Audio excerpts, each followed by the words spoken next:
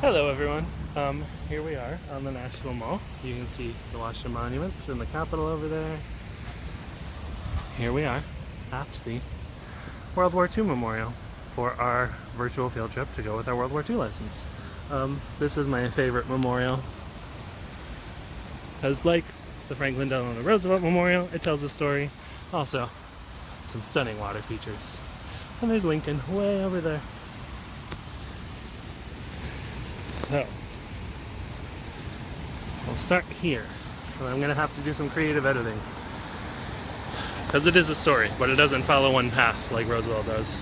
But it says, here in the presence of Washington and Lincoln, one the 18th century father and the other the 19th century preserver of our nation, we honor those 20th century Americans who took up the struggle during the Second World War and made the sacrifices to perpetuate the gift our forefathers entrusted to us, a nation conceived in liberty and justice. And so you can see there's a lot going on. There's that big awesome fountain right in the middle. And over there we have the two sides of the war, the two theaters. We have the Atlantic European theater, and over here the Japanese or Pacific theater. And I think we'll start over here in Europe, and then I'll come back up to do the Pacific before we end on the other side over there. I hope you enjoy my tour guide skills.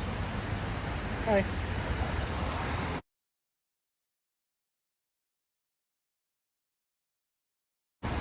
So,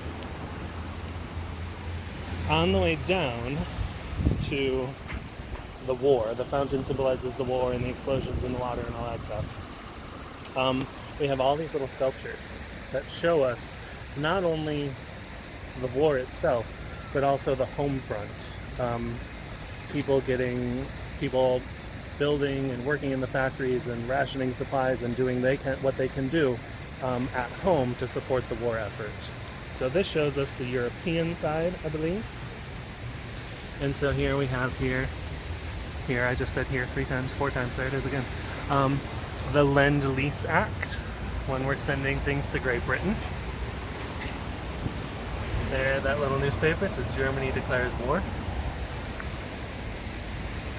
Here's people encouraging others to buy war bonds. There's parades to keep morale up. And then finally we have soldiers shipping out to war. Sorry, I was looking at the sculptures and not the screen. I'll back up just to make sure. So yeah. Lend-Lease Act, Germany declares war, buy war bonds. And here's when we have people actually shipping out to the war. And here you can see in the factories, people building the planes, and you'll notice that a lot of them are women. This is where our Rosie the Riveter comes from. Because when the men were off to war, the women had to step in and fulfill those jobs. There we can see ships at sea, and people shooting down planes.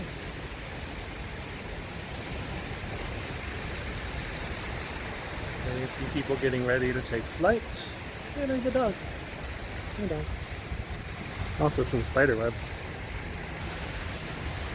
Here we see our paratrooper teams getting ready to jump out of the plane behind enemy lines, take enemy positions. Here's the landing at the beach on Normandy. Landing on the beach at Normandy. And you see the landing crafts. You can see the barriers put up. You can see the deaths that occurred. Here we see some tanks and soldiers taking over Nazi positions. Here we see the medics taking care of their fallen soldiers, reporting, calling for help maybe. Here we see a chaplain giving blessings to a dead soldier. This is, I believe, the Battle of the Bulge in the forest in Bastogne, Belgium.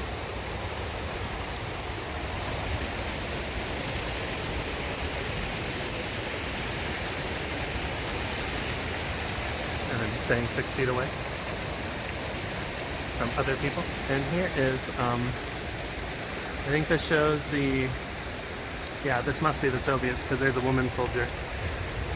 The Americans and the Soviets coming together after the Nazis were defeated.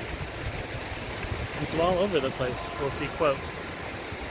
Women who stepped up were measured as citizens of the nation, not as women. This was a people's war and everyone was in it. So that was the story of the European theater. And now here we see some other quotes. They have given their sons to military services. They have stoked the furnaces and hurried the factory wheels. They have made the planes and welded the tanks, riveted the ships and rolled the shells. And I think again this quote is in reference to all the women who devoted their families and their time and their efforts to the war effort. So, I'll continue around this cool fountain. I love a good water feature.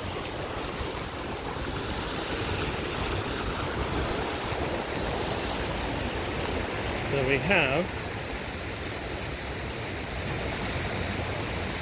here's a quote from President Eisenhower, General Eisenhower at the time, on D-Day.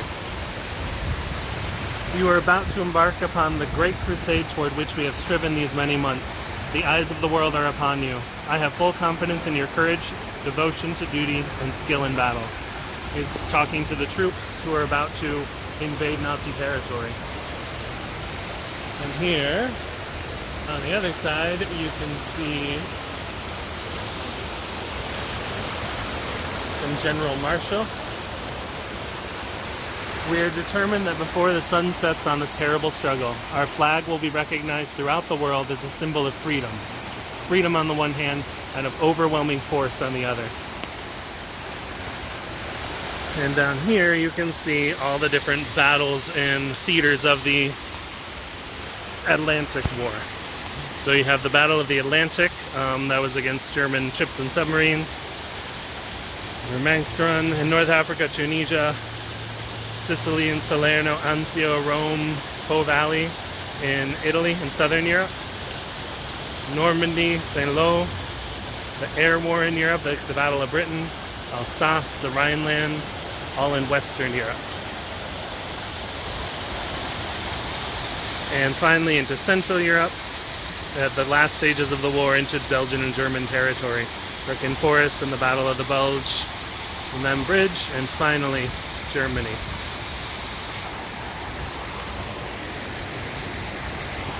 And now I'm going to pause and take us back up to the Pacific side, making sure to stay 6 feet away from all other people at all times. Social distancing.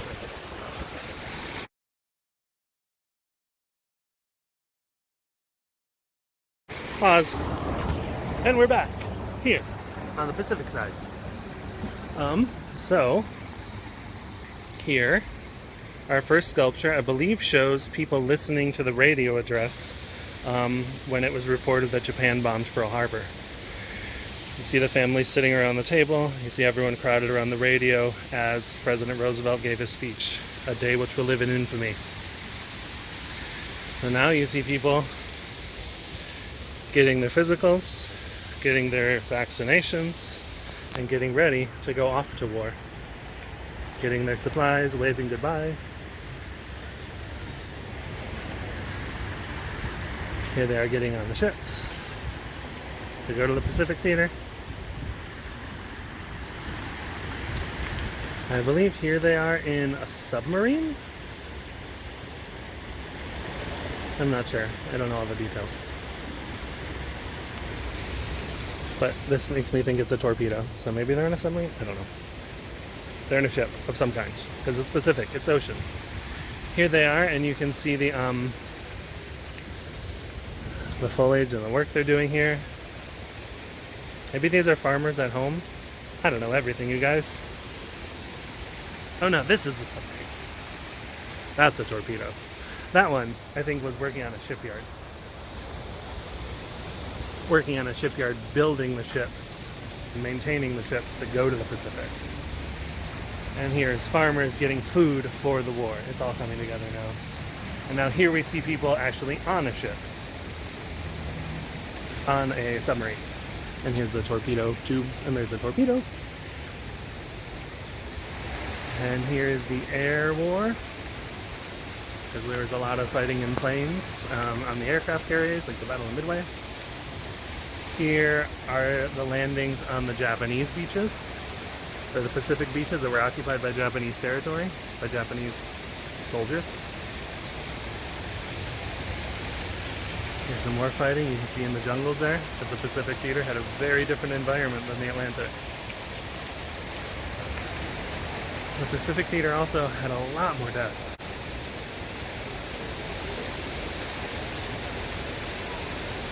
Because it was much longer fighting. Here we see the liberation of soldiers from camps.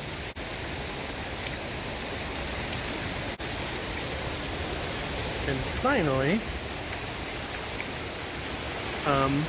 the celebration when the war is finally over.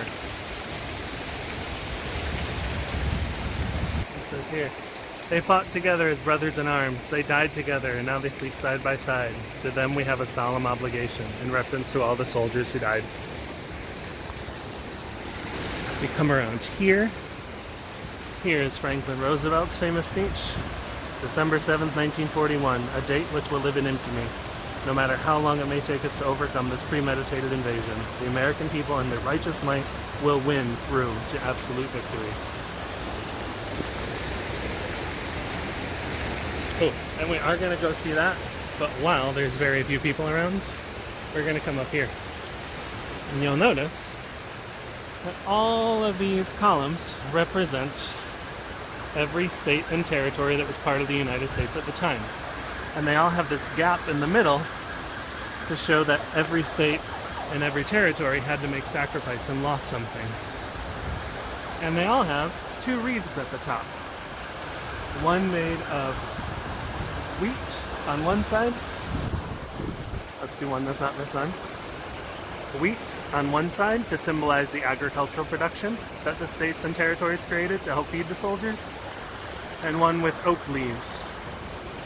Oak, the mighty tree, to symbolize the industrial production that all the states did to support the war effort. And underneath this big structure, and the same on that side over there in the Atlantic, we see the Greek goddess Nike, the goddess of victory, to show her victory in World War II. From 1941 to 1945. Victory on land, victory at sea, and victory in the air. And under each one you see these four eagles holding up a victory wreath, like a laurel wreath, a wreath for champions. And the four eagles represent the four branches of the military at the time. The Army Air Corps, the Marines, and the Coast Guard, I think. It's all on the website. You can do some research too. And you can just take in a sweeping, stunning vista for a minute. I dropped my water bottle, it scared me. Sorry about that. Sorry to ruin the sweeping, stunning vista.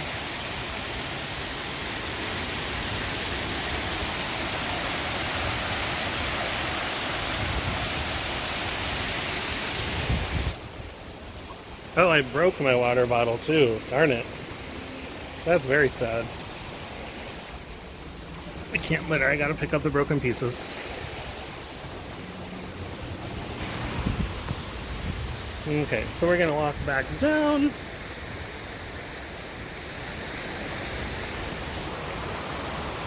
And I'll enjoy this stunning vista together.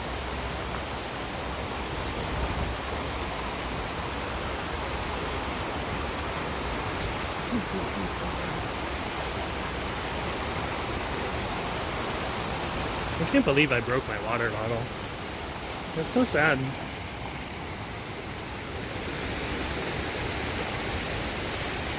So just like on the Atlantic side, when we had the different regions and battles of the Atlantic War,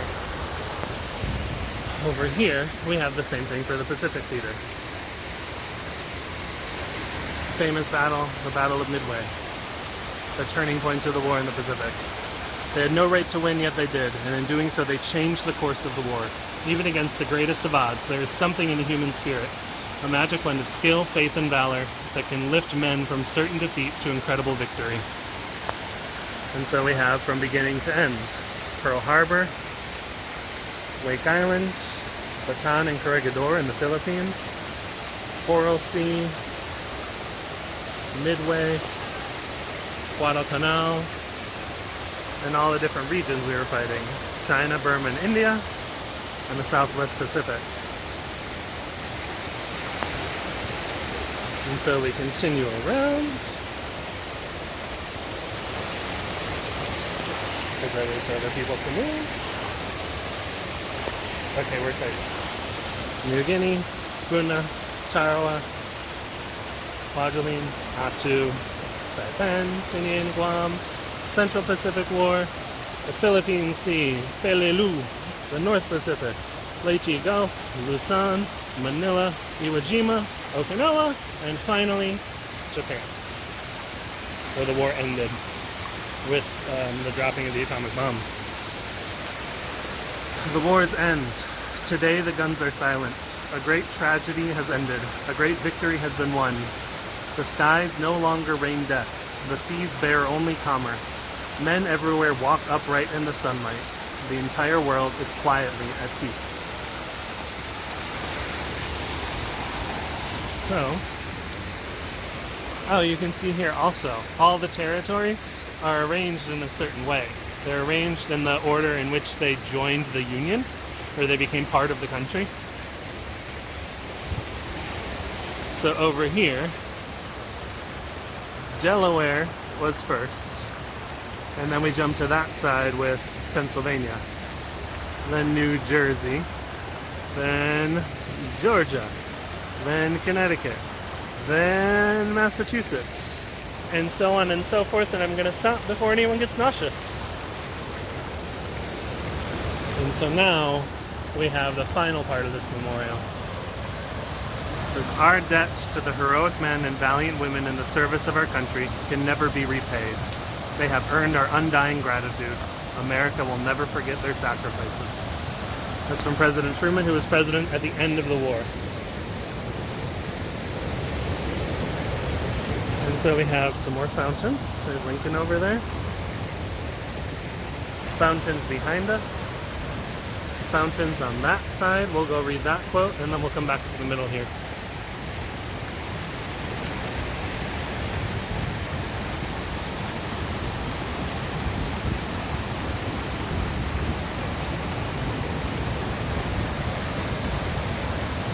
The heroism of our troops was matched by that of the armed forces of the nations that fought by our side. They absorbed the blows, and they shared to the full in the ultimate destruction of the enemy.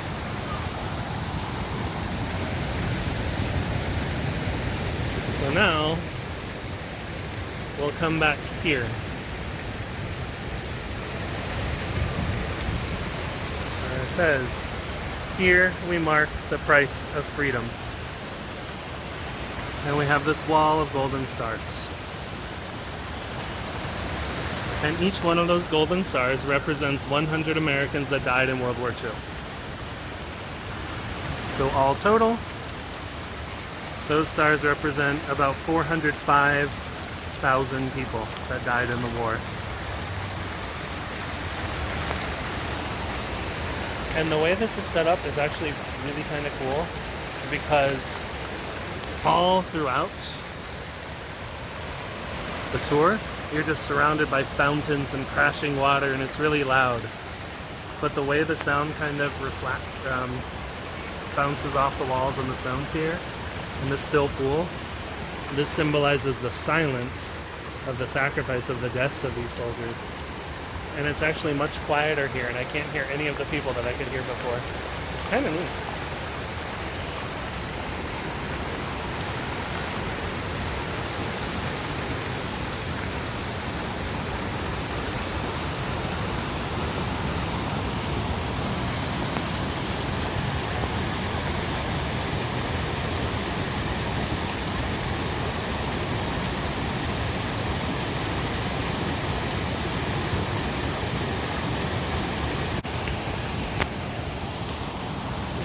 So that is the World War II Memorial. Again, my favorite memorial in all of DC.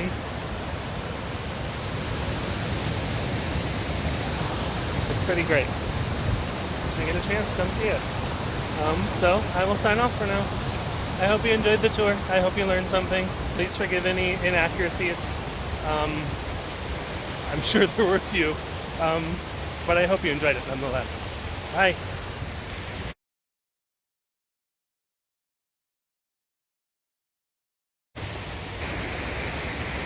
I figured I'd give you a shot of Virginia before we go. There she is, the Old Dominion.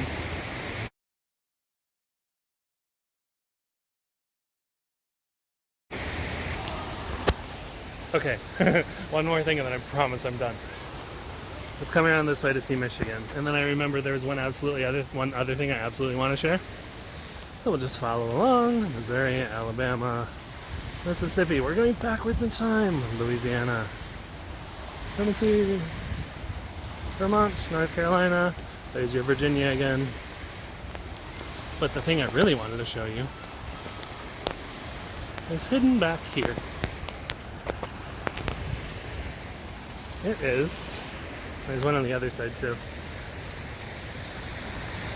This fun little engraving that says Kilroy was here, which is in reference to graffiti that was left throughout World War II that I guess American soldiers would leave everywhere. Yankees were here. And so it's a famous, I guess, meme, if you want to say. It's a famous meme from World War II, and they remembered to include it on the World War II Memorial. So now, with Lincoln over there, and Washington over there, I will officially bid you farewell. I hope you enjoyed the video. Bye.